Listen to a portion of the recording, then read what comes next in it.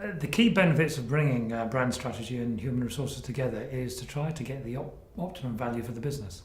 For too long in the past, and certainly this has been the model so far, HR really dealt with employees and marketing people have dealt with the consumer. And more these days the lines are being blurred between those who are responsible for communication of employees and those who are responsible for communication of the brand to the outside market. Now both parties have things to bring to the market, both have skills, but equally both don't have certain skills that they need for a modern day organisation to thrive in the best possible way. So the idea of bringing HR and marketing together is sort of not new in that there is already a department and a sort of discipline called internal comms, but it doesn't really exist in practice in most businesses.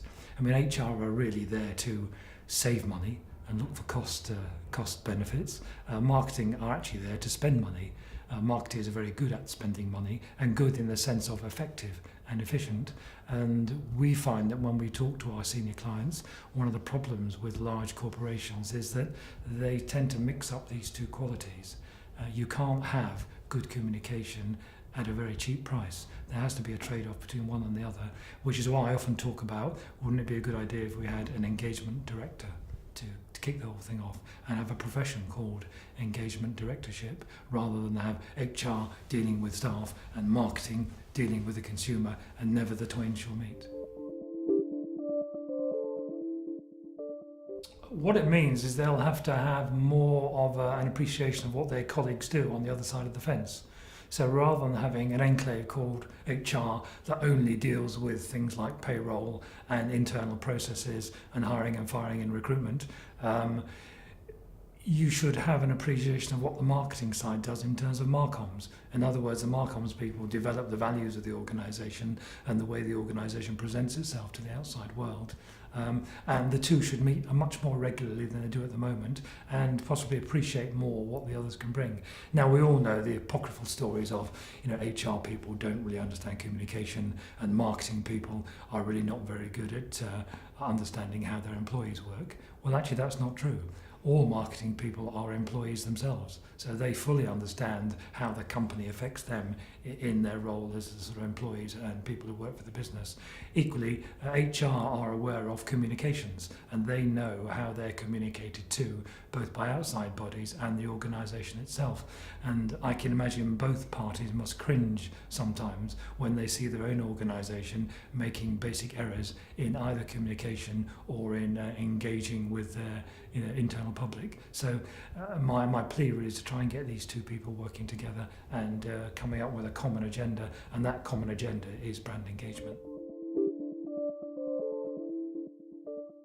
Well, as a tried and tested marketeer, my first step is always do some research. I mean, this is an old formula of performance improvement in all organisations. You do the research, you check the skills of the people that they can actually do what you're going to ask them to do. You look at the communication and develop some new communications, and if there is a reward or an incentive or a recognition program, you should look at recognition as well. So those four steps go round in a circle all the time in the performance improvement model, which is in the book. But the most important thing I would say at the beginning is, even if you're a heritage brand, even if you're a well-known brand that's been going for possibly hundreds of years, you should still step back and look at your values and ask yourself the question honestly, are the values that the public perceive us as having still true? Especially in the new age of social media and the new age of mobile phones and tablets and the internet, does it still ring true? And should we step back a bit and start looking at the values and rewrite them for certain parts of our organisation? I mean, in particular these days, distribution has been almost decimated in some areas because of the internet. So is there any point in having a list of policies and values and strategies for a distribution chain that could be 10% of what it was 5 years ago? So there are some important issues to revisit, and certainly research will pull that out, and people will then start to agree or disagree or discuss whether the values that are being promulgated by the board and by, dare I say it, the PR agency, whether they're still true or not, and if they're not true, how would we change them?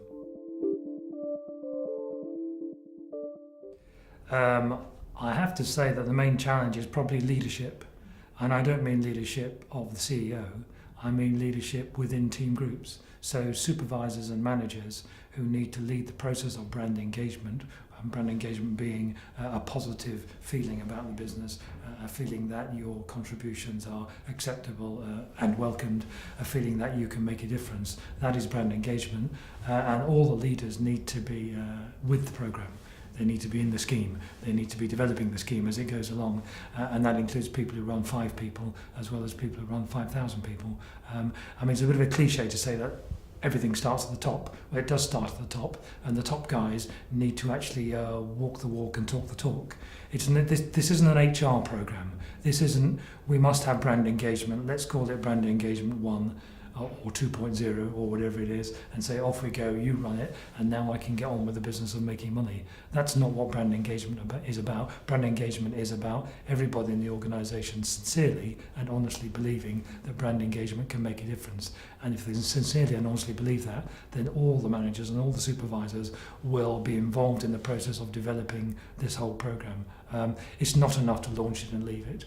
And we have often found in the past that this is the problem with any sort of intervention scheme with employees, that the new scheme comes along, there's a bit of a fuss and a debate for 2 or 3 months, and then HR are onto something else, and the scheme dies and disappears because nobody's following it through. Now, in HR, you've got other things to do. You might be firing people, you might be closing a plant, so you have other priorities. You might be dealing with new contract arrangements, or you might be dealing with talking to unions. On the marketing side, we know from bitter experience of running campaigns of all kinds, both above the line and below the line, that you need to follow through with the marketing and promotion. You need to have milestones in the programme, and it needs to be worked out in a reasoned and rational way to get right through to the end of the scheme. I mean, in most marketing programs last at least a year, and some last 3 years, and you'll have somebody who's in charge of running the comms and making sure the comms is revamped when it needs to be revamped and it responds to the marketplace. I have to say that probably in HR this is not the case. In HR you tend to get sidetracked into more pressing issues and the comms takes a bit of a back seat. But wouldn't it be marvellous if you treated your employees as if they were consumers, with the same degree of expertise and work and responding to the marketplace in the same way that a brand manager responds to something new that might come up, especially competitive action or a takeover or a merger. You know, when somebody merges within the marketplace or somebody acquires somebody, there's a huge financial response from most organisations, but almost no communications response from HR. It's almost how do we integrate these people, not how do we communicate with them. Well, it occurred to me about a year or two ago that I've been doing this for 30 years, but I didn't realise it was called brand engagement. We've been doing all sorts of interventions, both for employees and for distributors and for advocates and ambassadors and CSR charity type links with organisations. And I read something on the internet about a year ago that said for the first time, we started using Google Analytics. And I typed in the word employee incentives, and it came up with a statistic that said for the first time since 1920 records, because you can get all records on Google, there are more mentions of employee engagement than there are of employee incentives and recognition. And I thought, this is astonishing, that there are more mentions out there in the world about engagement than there are of our core business, which is recognition and incentives. So I started looking into it and suddenly realised that almost everybody these days is talking about engagement of one sort or another. Politicians are trying to engage with the voters,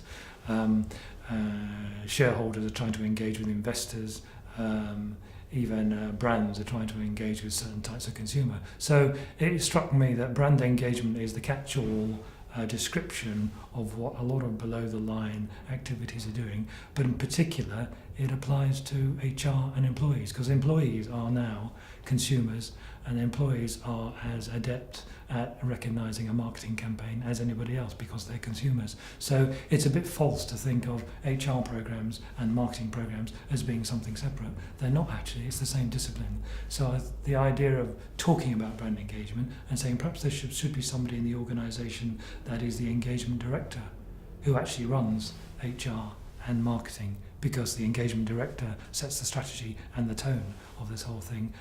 Perhaps that's the way forward. I've only met so far 3 engagement directors. But hopefully that will change over the years.